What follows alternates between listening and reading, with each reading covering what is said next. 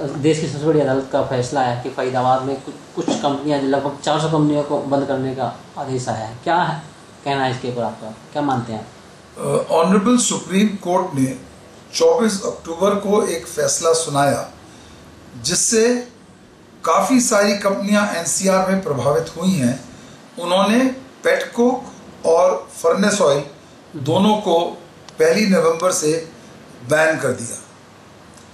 मैं इसमें बताना चाहूँगा कि इससे हमारी जो इंडस्ट्रीज़ हैं वो टेक्सटाइल की, पेपर की, स्टील की और रबर की काफ़ी प्रभावित हुई है, जो कि पेटकोक और फर्नेस ऑयल इस्तेमाल करते थे।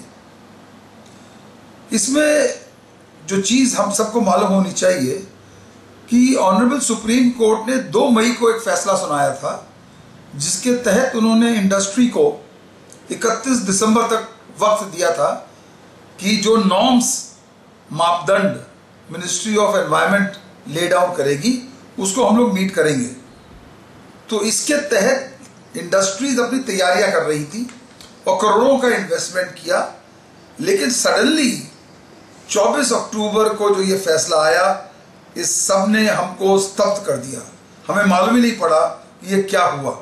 6 दिन के अंदर कौन सी इंडस्ट्री अपने आप को बदली कर सकती है, ये हमें नहीं मालूम। आज की स्थिति में आपको बताना चाहूँगा कि कम से कम फरीदाबाद में ही 300 से ज़्यादा इंडस्ट्रीज बंद हो गई हैं।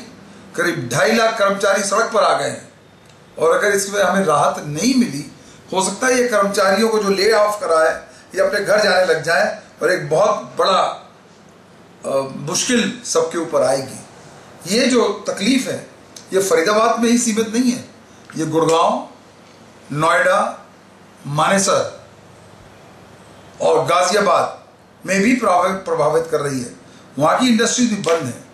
आपको ये जानना ज़रूरी है कि जो टेक्सटाइल इंडस्ट्री है वो सबसे ज़्यादा लोगों को एम्प्लॉय करती है और उस पर इम्पैक्ट ये आया है कि जितने एक्सपोर्ट हाउसेज हैं गारमेंट के, उनको टेक्सटाइल इंडस्ट्री सामान नहीं दे पाएगी।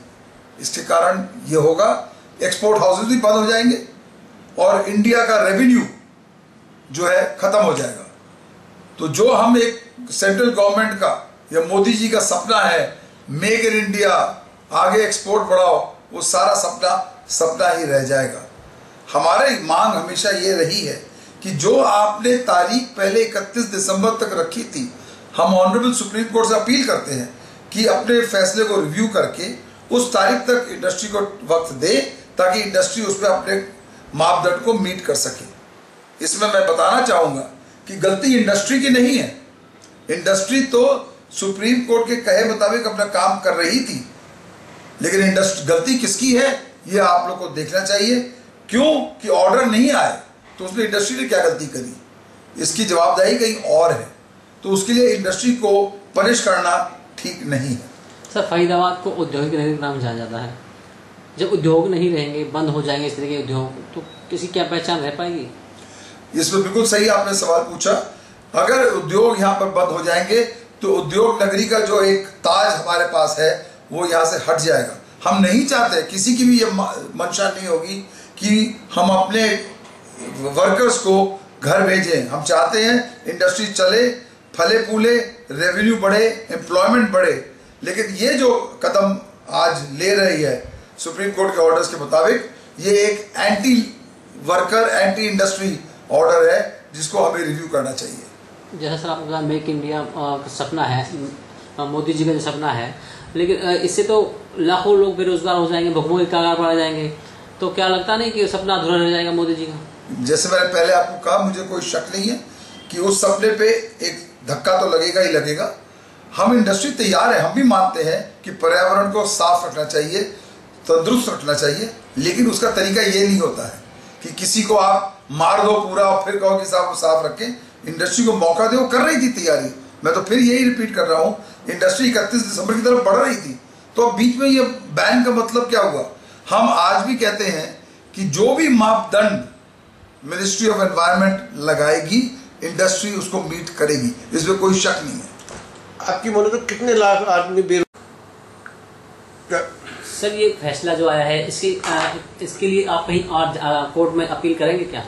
जी, हमारी फरीदाबाद इंडस्ट्रीज एसोसिएशन और उनसे जुड़े हुए जितने उद्योग हैं, हम लोग ने फैसला किया है कि हम कल या लेटेस्ट परसों तक एक रिव्यू पिटीशन डालेंगे सुप्रीम कोर्ट में और उनसे आग्रह करेंगे कि अपना वो 20 को देती हो। तो 20 का मतलब है कि 20 जो करेंगे तो एक दे रही है तो 20, अगर 200 है तो ये भी इसमें बताया जाएगा।